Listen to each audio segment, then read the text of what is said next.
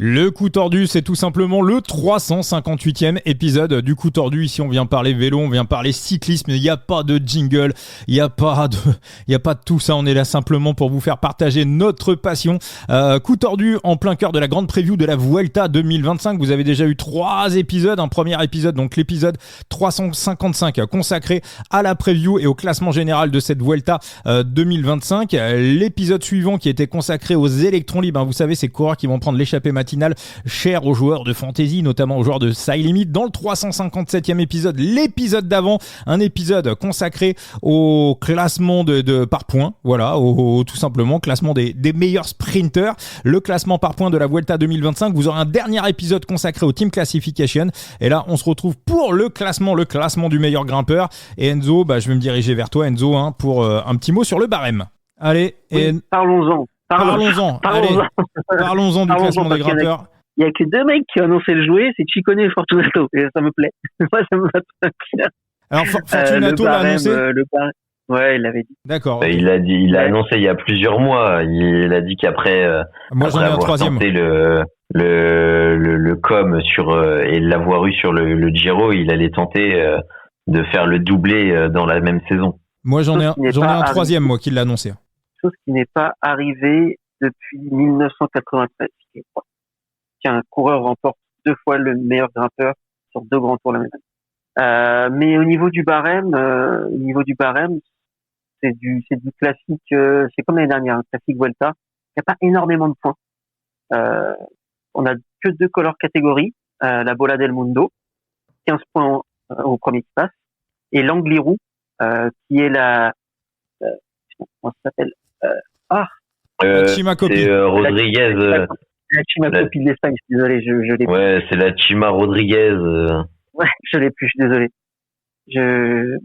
Alberto Fernandez. Voilà. D'accord. Alberto Fernandez. J'y étais presque. Du coup, Fernandez, Rodriguez.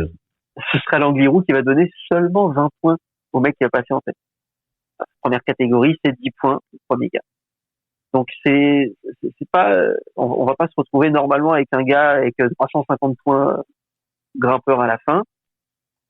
Mais en fait, surtout, ce qui est assez étonnant et peu commun, c'est le peu de points offerts en 3e semaine. L'Angliru, c'est pas le point culminant, Enzo. Non, c'est pas le point culminant. Ouais. Mais ils ont décidé de mettre les points bonifiés sur l'Angliru sur la Bola del Mundo.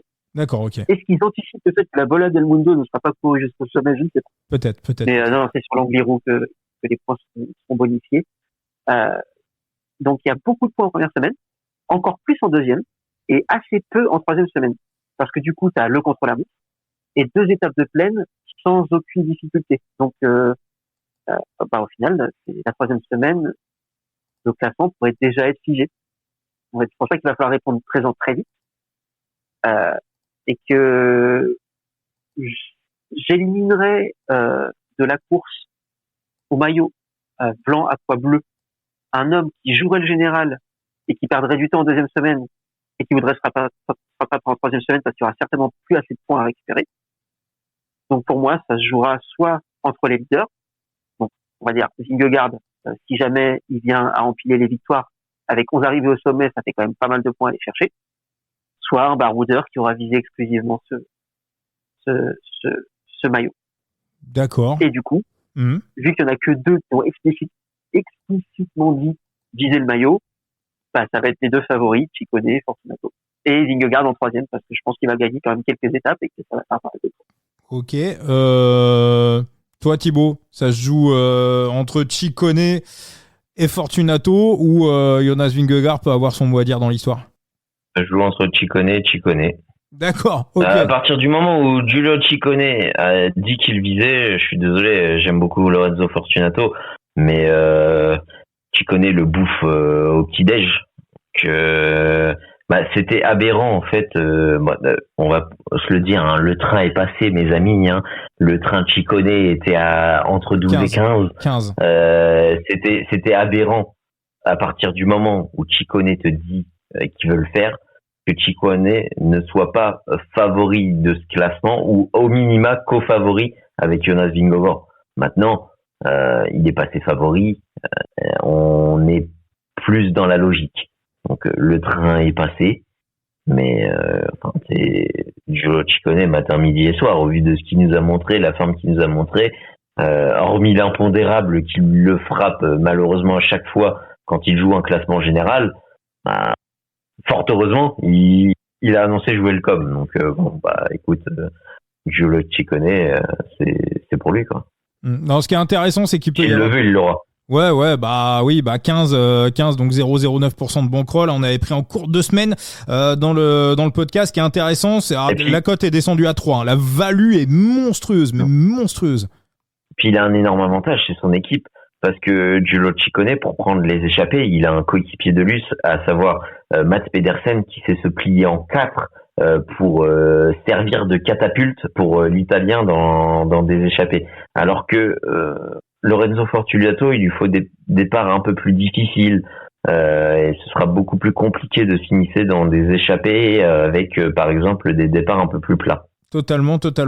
Alors après, pour ceux qui ont envie, moi je vais pas le couvrir, mais c'est vrai qu'il y a une value de dingue avec ceux qui ont chopé à 15 Giulio Ciccone. C'est vrai que la couverture sur Fortunato, voire même une couverture avec Vingegaard, ça peut, vous êtes encore gagnant. Hein. Si vous avez chopé à 15, vous pouvez complètement couvrir avec Vingegaard et Fortunato, vu que la cote de Giulio Ciccone est descendue à 3. Quelque chose à rajouter, toi Enzo, sur ce classement des grimpeurs?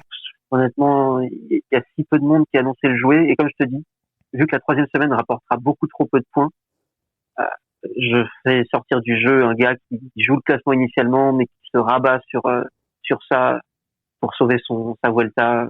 Je pense que le train sera déjà parti. Alors si moi j'en ai un 3e là. Un quoi? Ah bah voilà, merci. Attends, depuis moi ça me rend des dingues. Je t'entends poser des questions. Le premier truc que t'as dit, c'est il y en a 3 qui l'ont annoncé. Il y en a un 3e. On parle de. Bah oui, je pense que les auditeurs depuis tout à l'heure ils se disent putain mais c'est qui ce putain de 3e? C'est qui ce putain de 3e? Il l'a annoncé l'hiver dernier. Voilà, il l'a annoncé l'hiver dernier quand il a donné son programme. Martinez. Pas du tout. Martinez. Pas du tout. Il l'a annoncé parce qu'il a déjà, il l'a déjà. Je crois je sais pas s'il l'a déjà fait sur la Vuelta, mais en tout cas, il l'a annoncé. Il a dit qu'il faisait le Tour de France pour jouer les étapes et qu'il allait sur la Vuelta pour tenter le maillot du meilleur grimpeur. Vous êtes bien installés? On peut faire un petit jeu, hein, les gars. Ah bah vas-y, on va essayer de le deviner. Hein. Allez. Je sais, mais en plus, il l'a déjà remporté, je crois, le maillot sur la Vuelta. Ouais, il est français, ouais. Quelques années, il l'a remporté. J'ai l'impression de faire le quiz de Saderaï. J'ai l'impression d'être Johan Tritt. Ouais, voilà, on n'a pas de chat. Il l'a remporté en 2020. Exactement, Thibaut. Thibaut, tu perds les quiz de Saderaï et dans le coup tordu, on fait un quiz, tu perds aussi. Quoi. Non, le quiz de Saderaï, je l'ai gagné. C'est vrai. Il a annoncé jouer les étapes sur le Tour de France et il a été quasiment invisible sur le Tour de France. Ah bah, c'est Guillaume Martin. C'est Guillaume Martin. Bonne réponse de la cible. Guillaume Martin avait annoncé l'hiver dernier et je l'avais noté dans un coin. J'ai dit tiens, je le ressortirai le cas échéant. Guillaume Martin avait annoncé jouer putain, la cote elle est à 100 hein, quand même. La cote elle est à 100. Hein? Tu m'étonnes. Non mais ouais. Elle est à combien? Elle est à 100. 100? À 100, mais moi je pose. Hein. Mais ça vaut 1000. Non, attends, franchement, s'il y a abandon de Ciccone, il tombe souvent. Alors attention, hein, la Vuelta, c'est pas le Tour du Jura ou la classique Grand Besançon. Il y a des vrais mecs en face. Oh là là. Ouais, mais moi je m'attendais à ce que tu m'annonces un truc exceptionnel. Ah ouais, Guillaume Martin. Non mais il l'a dit. Je l'avais noté. Bien sûr. Bon, on va pas le prendre. Si, c'est quoi là, je vais le prendre. Voilà, 0,05. Voilà, 50 centimes. Allez, bam, la cote à 100. Il est à 200 sur le ref. Où ça, 200? Sur le ref. Alors, j'ai pas compris. C'est sur quoi? Il est à 200 sur le book ref. Ah, sur le book ref, d'accord. Ok. Ouais, bah, cherche ailleurs, hein, du coup. Pour un mec qui dit l'avoir annoncé, je trouve quand même que. Ouais, enfin, les projets peuvent bouger en un an, tu vois. C'est vrai. Il y a la réalité du terrain. La réalité du terrain, c'est. Il a quand même été très très moyen cette année, Martin. Ah, il a gagné 2 courses hein, quand même, hein, ça lui arrive pas souvent. Alors, oui. Mais la classique Grand Jura. Je suis d'accord. Ouais. Je suis d'accord. Mais bon, je veux pas dénigrer les mecs qu'il a battus. Non, il était en forme. Il avait un vrai pic de forme à ce moment-là. Non, il était bien. Il a duré 2 jours et il a fait fructifier ça. C'était très bien pour lui. Donc, il y a beaucoup de coureurs qui repartiront de cette saison 2025 sans avoir gagné une seule course. Il en a gagné 2. Exactement. Voilà. Donc, c'est très bien. Maintenant, je sais pas, quand tu le vois son Tour de France qui vient jouer les étapes, il est sorti quoi? Une fois en échappé? J'ai eu souvenir une fois, je crois, au Takam. Après, il est souvent mieux sur la Vuelta que sur le Tour. Bon, après, c'est un peu moins dur, hein, mais. Ouais, mais parce que la Starkey c'est quand même moins relevé aussi. Mais de ce qu'il a montré cette année, j'ai même du mal à en faire un favori au top 3 de ce classement de la montagne. Ok. Bon, écoutez, moi, je vais quand même juste pour le principe, je vais quand même mettre une mini croquette sur 0-0. Enfin, tu bases ta mise sur des déclarations parce qu'il a envie, s'il te plaît. Enfin, moi, j'ai envie de me taper Anna de Armas, mais c'est pas pour autant que je vais le faire, quoi. Peut-être elle serait d'accord. Pas pour autant que ça va arriver, hein. Attends, c'est rien. C'est vrai, je ne l'ai pas encore rencontrée. Du moins, elle ne m'a pas encore rencontré. La différence est notable. Non, mais enfin, voilà, quoi. Entre les envies et la réalité du terrain, il y a quand même un monde d'écart, quoi.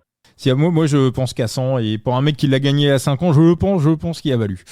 Petite value, mais bon.